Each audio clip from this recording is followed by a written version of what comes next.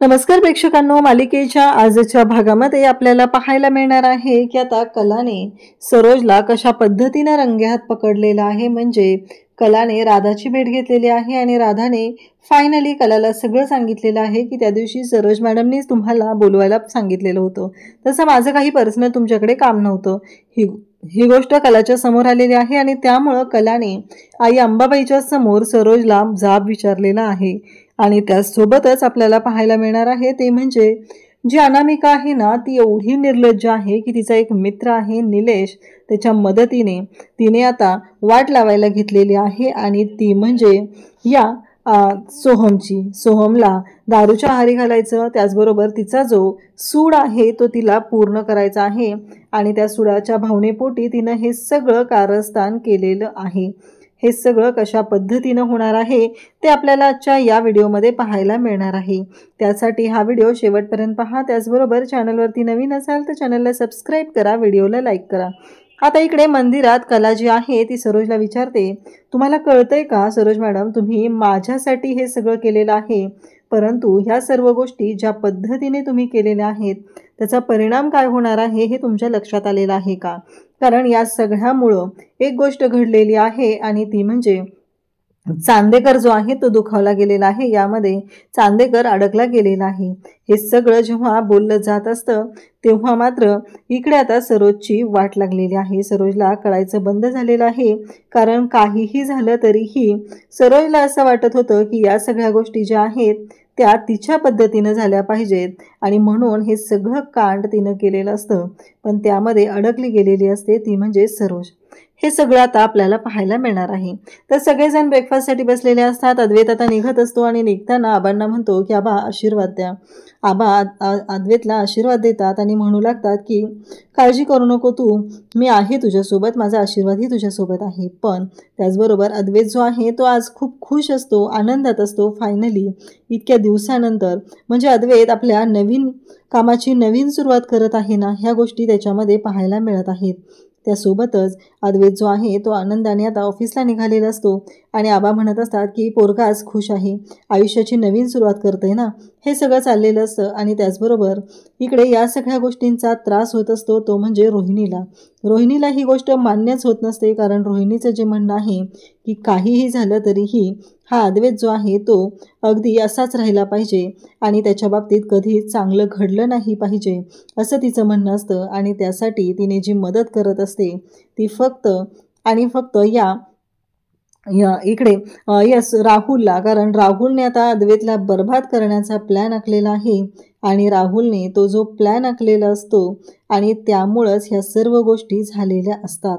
त्यासोबतच इकडे पाहायला मिळतं की जेव्हा हे सगळं चालू असतं तेव्हा मात्र आता काही गोष्टी अशा पद्धतीनं होत असतात की ज्याचा विचारही केलेला नसतो। त्यानंतर आता इकडे लगेचच रोहिणी धावत येते आणि ती म्हणू लागते की सरोज वहिनी, मला लक्षात आलेलं आहे की तुला काय म्हणायचं आहे ते, असं म्हणत ती बोलत आलेली असते। त्यासोबतच इकडे सरोजला ती म्हणत असते की तुला कळतंय का, ती कला जी आहे ना ती कशी आहे, ती अद्वैतला कशी बोलत आहे। आपला अद्वैत खूप चांगला आहे ग, पण ती कला आहे ना ती खूप पुढची आहे, तिच्या डोक्यात वेगळंच काय काय सुरू झालेलं असतं, कारण तिला जराही वाटत नाहीये की हे सगळं व्यवस्थित झालं पाहिजे आणि त्यामुळंच हे सगळं चालू झालेलं असतं। हे सगळं जेव्हा घडत असतं तेव्हा मात्र सरोज म्हणत असते की तू काय कान भरायला आलेस का? तेव्हा रोहिणी आता एवढ्या सगळ्याने काही उपयोग होत नाही म्हणून लगेच पुढचं कार्ड ओपन करते आणि ती म्हणते की तुला माहिती आहे का, काल अद्वैतला ऑफिसमध्ये पॅनिक अटॅक आलेला। तेव्हा सरोजला धक्का बसतो। सरोज म्हणते काय, अद्वैतला पुन्हा पॅनिक अटॅक आलेला?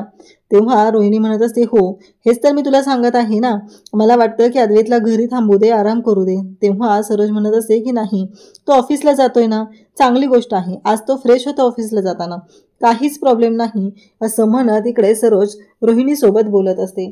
सरोजचं असं म्हणणं असतं की काही झालं तरीही अद्वैत जो आहे ना तो ऑफिसला गेला तर तो बुजणार नाही, तो खुश असेल।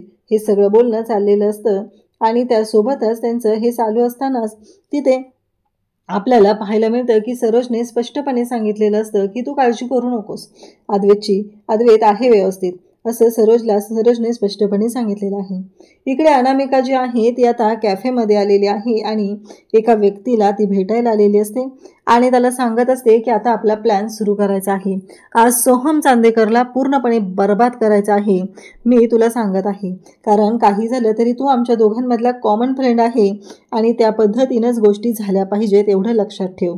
काहीही झालं तरीही हे सगळं जे काय आहे ना ते अशा पद्धतीनं झालं पाहिजे, कारण सोहम जो आहे तो तुझ्याकडेच येणार आहे आणि मग त्याला तू खांदा द्यायचं काम करायचं आहे, हे लक्षात येते ना तुझ्या.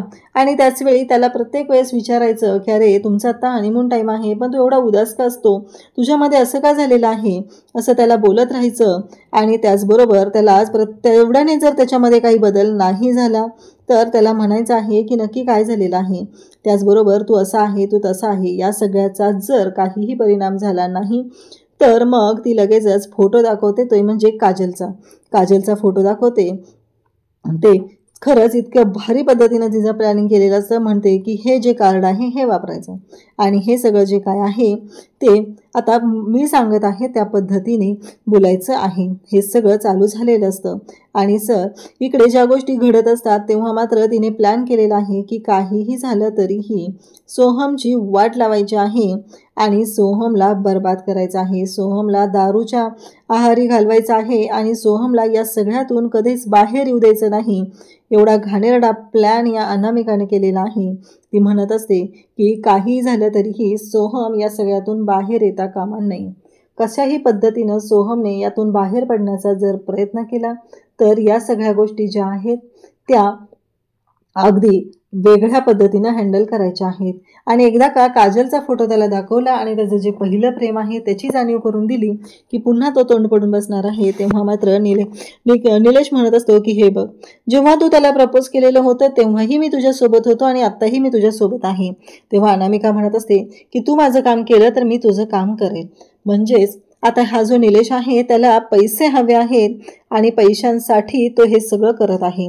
तो म्हणत असतो की झालं, म्हणजे तू जर मला माझे हात जे आहेत ते ओले करणार असशील तर मी तुझं काम नक्की पूर्ण करेल. आणि मग इकडे अनामिका म्हणत असते फायनली, म्हणजे आता डील, मी तुझं काम करणार, तू माझं काम करायचं आहे आणि ज्या पद्धतीने आपण ठरवलेलं आहे त्या पद्धतीने गोष्टी करायच्या आहेत. हे सगळं बोलणं चाललेलं असतं आणि मग त्याच पद्धतीनं आता त्यांच्यामध्ये डील चालू झालेला आहे आणि सोहमला उद्ध्वस्त करायचं आहे. म्हणजे अनामिकाने इतके दिवस जो सोज्वळपणाचा आणि संस्कारी असल्याचा जो आव आणलेला होता, सोहमवर खूप प्रेम आहे हे दाखवलेलं होतं. तिला माहिती होतं सोहमचं प्रेम काजलवरती आहे, तरीही तिने सोहमला मुद्दामून प्रपोज करून ह्या सर्व गोष्टी केलेल्या होत्या आणि हे सगळं फक्त आणि फक्त सोहमला बर्बाद करण्यासाठी तिनं केलेलं होतं. आणि हे सगळं अशा पद्धतीने समोर आलेलं असतं.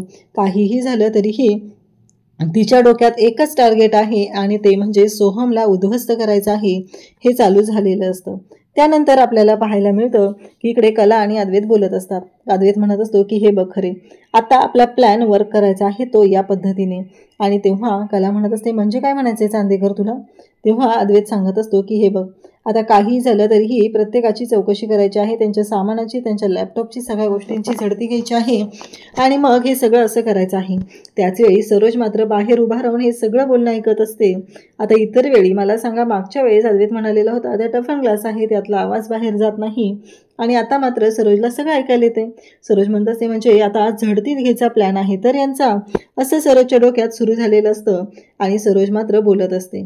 त्यासोबतच कला म्हणत असते पण चांदेकर हे सगळं थोडंसं ना विचित्र वाटत नाही आहे का, आपल्याच लोकांवरती आपण आरोप करायचे. मला सांग, जेव्हा आपण घरी तुम्ही सगळेजण माझ्यावरती आरोप करत होता तेव्हा माझी अवस्था काय असायची सांग बरं. मला ना स्वतःला प्रूव्ह करून करून कंटाळा यायचा, कारण तरीही त्या गोष्टी एवढ्या वाटतात तेवढ्या सोप्या पद्धतीने होतच नव्हत्या. हे सगळं कला बोलत असते. आणि त्यासोबतच इकडे पाहायला मिळतं की अद्वैत म्हणतो की हे सगळं करावं लागणार आहे, त्याशिवाय आपल्या हाती काहीच लागणार नाही, कारण आपला कुंभानच शेत खाते हे तर आपल्याला कळलेलं आहे. मग जोपर्यंत या गोष्टी सॉल्व्ह होत नाहीत, या गोष्टी व्यवस्थित पद्धतीनं होत नाहीत, तोपर्यंत आपण काहीच करू शकत नाही, असं सगळं बोलणं अद्वैतचं चाललेलं असतं. अद्वैत म्हणत असतो की काहीही झालं तरीही या सगळ्या गोष्टींची माहिती मिळवणं गरजेचं आहे. तेव्हा तो म्हणत असतो की हे बघ, तू त्यांच्यातलीच आहे. जरी तू माझी बायको असलीस तरीही त्यांच्यासाठी त्यांच्यासारखीच एम्प्लॉई आहे. तर मला असं वाटत आहे या सगळ्या गोष्टी तू त्यांच्याशी बोलाव्या, तू त्यांच्याशी बोलून सर्व गोष्टी क्लिअर कराव्यात, असं अद्वैतनं कलाला सांगितलेलं असतं. तेव्हा मात्र खरं तर कलाला आता टेन्शन आलेलं असतं आणि कला म्हणत असते की पण चांदेकर हे कशा पद्धतीनं, पण मला काय वाटतं सांगू का, आपण सुरुवातीला ना कॉफी घेऊया, त्याच्यानंतर मी या सगळ्या गोष्टींना सुरुवात करते, असं कला सांगू लागते. तेव्हा मात्र कलाच्या डोक्यात आता प्लॅन सुरू झालेला आहे, नक्की कशा पद्धतीनं ह्या गोष्टी हँडल करायच्या आहेत. कारण प्रत्येक एम्प्लॉईला जाऊन जर आपण असं म्हणत बसलं की तुम्ही यामध्ये दोषी आहात तर त्यांच्या मनावरती काय परिणाम होईल. चांदेकरांच्या ऑफिसमध्ये ते काम करत असले आणि एखादा खरंच माणूस निष्पाप असेल, त्याने काही केलेलं नसेल, तर त्याला खूप वाईट वाटणार आहे या गोष्टीचं. हे कलाच्या डोक्यात सुरू झालेलं असतं.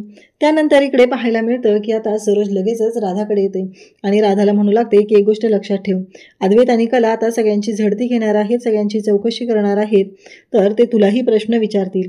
त्यामुळं एक गोष्ट लक्षात ठेवायची आहे की काहीही झालं तरीही अद्वैत आणि कला या दोघांनाही याबद्दल काहीही कळू द्यायचं नाही. कायमस्वरूपी लक्षात ठेवायचं आहे. कारण या सगळ्या गोष्टी जर त्यांच्या समोर आल्या, त्यांना कळलं तर खूप अवघड होणार आहे. या भाषेत सरोजने सांगितलेलं असतं आणि हे सगळंच सरोज बोलत असते. तेव्हा मात्र सरोजला जराही काही वाटत नसतं, कारण आपण आपल्याच मुलाच्या विरोधात हे सगळं कारस्थान करतोय या गोष्टीची जाणीवही तिला झालेली नसते. ती मात्र स्पष्टपणे तिला सांगत असते. इकडे कला तिथं पोचलेली असते आणि तिने सांगितलेलं असतं ती तुला प्रश्न विचारेल, नाही तर मी काय करू शकते विचार कर, असं म्हणत तिने आता तिला धमकी द्यायला सुरुवात केलेली असते. तिला सांगितलेलं असतं की एक गोष्ट लक्षात ठेव, काहीही झालं तरीही आत्ता ही गोष्ट कोणालाही कळता कामा नये. आता कला लगेचच राधाकडे जाते, कारण कलाला जाणवलेलं असतं की यामध्ये नक्कीच काहीतरी सरोज मॅडमचा हात आहे आणि तिने राधाकडे जाते आणि राधाला विचारायला सुरुवात करते की हे सगळं काय चाललेलं आहे, मला एक कळलं पाहिजे आणि मला तुला काही प्रश्न विचारायचे आहे, असं म्हणत कला जी आहे ती राधाला प्रश्न विचारायला सुरुवात करते. तेव्हा राधा म्हणते नाही मला काही नाही बोलायचं, असं म्हणत राधा तिथून बाहेर पडते. कारण इकडे आता राधाला असं वाटत असतं की मी जर यांच्याशी खोटं बोलले तर मी अडकली जाणार आहे, असं राधाला वाटत असतं. त्यामुळंच राधा तिच्या बाजूने जेवढे प्रयत्न करता येतील तेवढे प्रयत्न करत असते आणि या सगळ्या गोष्टी हँडल करण्याचा प्रयत्न करत असते. परंतु यामध्ये आता राधा अडकली जाणार असते, ही गोष्ट मात्र राधाच्या लक्षात आलेली नसते. राधा बाहेर येते आणि कलाही तिच्या पाठोपाठ बाहेर येते आणि कला म्हणू लागते की राधा मला समजलं पाहिजे, मला शंका आलेली आहे की नक्कीच तुझ्या डोक्यात काहीतरी वेगळं सुरू आहे आणि तू त्या पद्धतीने वागत आहेस, मला तुझ्या वागण्याबद्दल संशय आलेला आहे. तेव्हा राधा म्हणत असते की कला मॅडम मला माफ करा, मला त्या दिवशी सरोज मॅडमनी मुद्दामून तुम्हाला बोलवायला सांगितलेलं होतं. जेव्हा दागिने जे बनवून आलेले होते ते चेक करायचे होते तेव्हा सरोज मॅडमनी मला सांगितलं म्हणून मी आलेले होते आणि तुम्हाला बोलवलेलं होतं, माझं तसं कोणतंही काम नव्हतं. तेव्हा कला म्हणू लागते काय? तेव्हा राधा सांगते की हो मला एवढंच माहिती आहे, मला नाही माहिती बाकी याच्यापेक्षा काही. तेव्हा कलाला धक्का बसतो. कला विचार करू लागते की हे सगळं काय आहे, म्हणजे हे सगळं असं का घडतंय, हा प्रश्न कलाला पडलेला असतो. आता कलाला हे तर समजलेलं असतं की याच्यामध्ये सरोज मॅडमचा हात आहे आणि कला मात्र आता चिडलेली असते, ती विचारत असते आणि त्याचबरोबर तिला त्या प्रश्नांची उत्तरं हवी असतात आणि त्यासाठी कलाने हे सगळं बोलणं सुरू केलेलं असतं.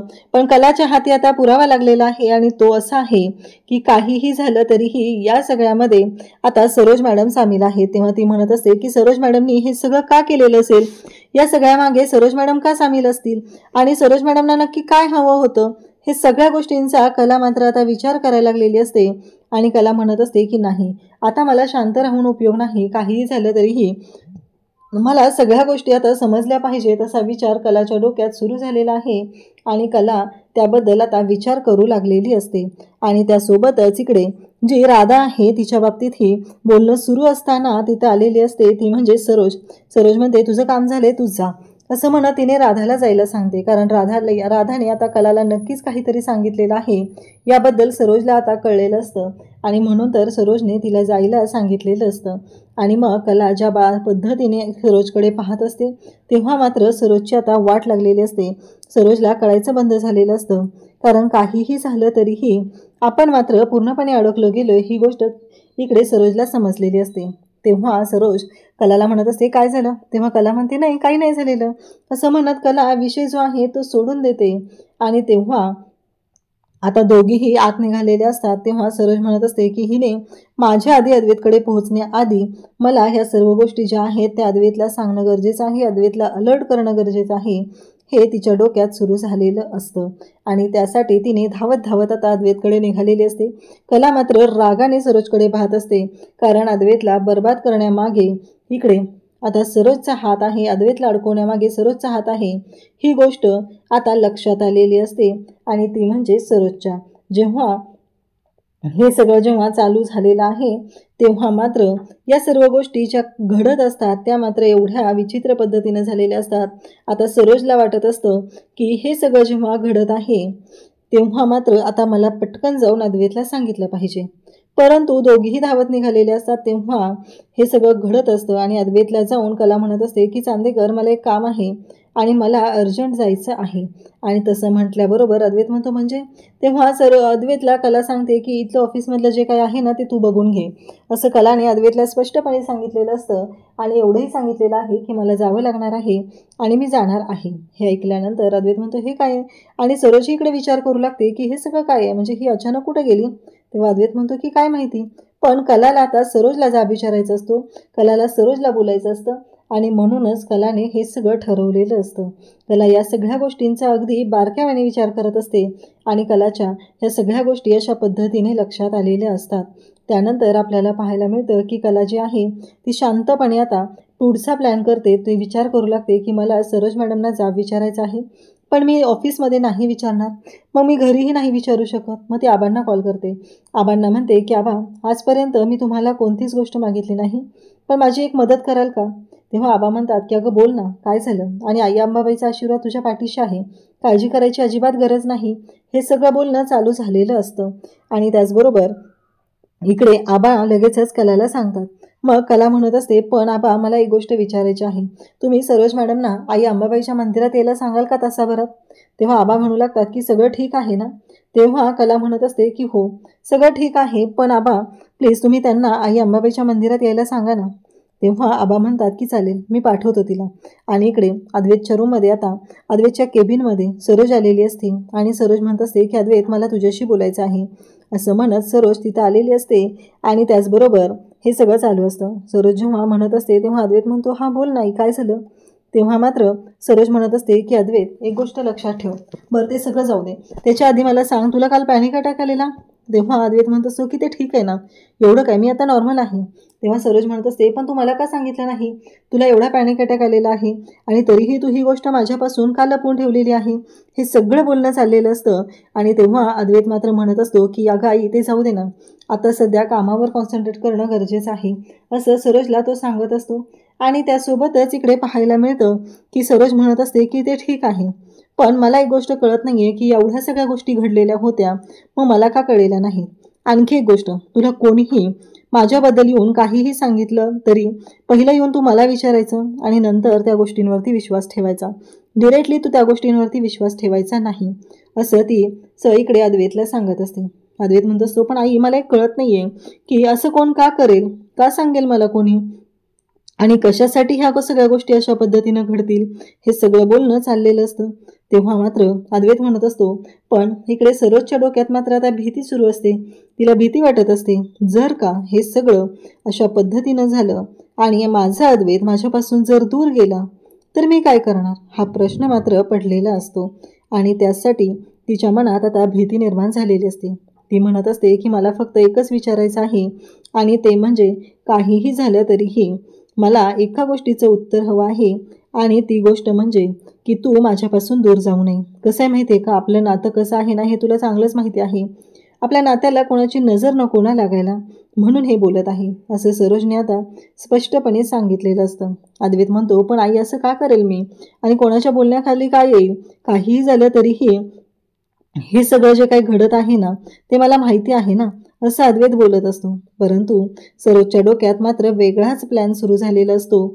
आणि सरोज मात्र म्हणत असते की नाही, काहीही असलं तरीही आत्ता सध्या मी तुला जे सांगत आहे ते महत्त्वाचं आहे आणि त्या पद्धतीनेच गोष्टी झाल्या पाहिजेत. आणि आपल्या घरातल्यांबद्दल कोणाबद्दलही तुला कोणी सांगितलं तर पहिलं जाऊन त्या व्यक्तीला विचारायचं आणि मगच इकडे विश्वास ठेवायचा. तोपर्यंत कोणावरही विश्वास ठेवायचा नाही असं सरोजने आता स्पष्टपणे सांगितलेलं आहे. आणि तेव्हा मात्र अद्वैत म्हणत असतो की ठीक आहे. इकडे कला या अंबाबाईच्या मंदिरात असते. सरोज तिथे येते आणि सरोज विचारू लागते की तू इथे? तेव्हा कला म्हणत असते की मला सांगा आत्ता, मला एक कळत नाही आहे की तुम्हाला माहिती आहे की चांदेकरसाठी हे डील किती महत्त्वाचं होतं. मग या डीलमध्ये तुम्हाला माहिती होतं की मला अद्वैतच्या नजरेतून मला तोंडावर पाडायचं होतं, यासाठी तुम्ही हे सगळं केलेलं आहे. पण तुमच्या लक्षात येत नाही आहे का या सगळ्यामध्ये तोटा कोणाचा झालेला आहे? चांदेकरचा झालेला आहे. आणि तरीही तुम्ही अशा पद्धतीनं का वागत आहात, का बोलत आहात, का तुमच्या लक्षात येत नाही आहे नक्की काय करायचं आहे ते? असं इकडे सरोजला ती जाब विचारत असते. सरोज मात्र शांतच असते. आणि आता कला जी प्रश्न विचारत आहे त्या प्रश्नांची उत्तरं सरोजकडे नसतात आणि तिला गप्प बसण्याशिवाय आता कोणताही पर्याय नसतो.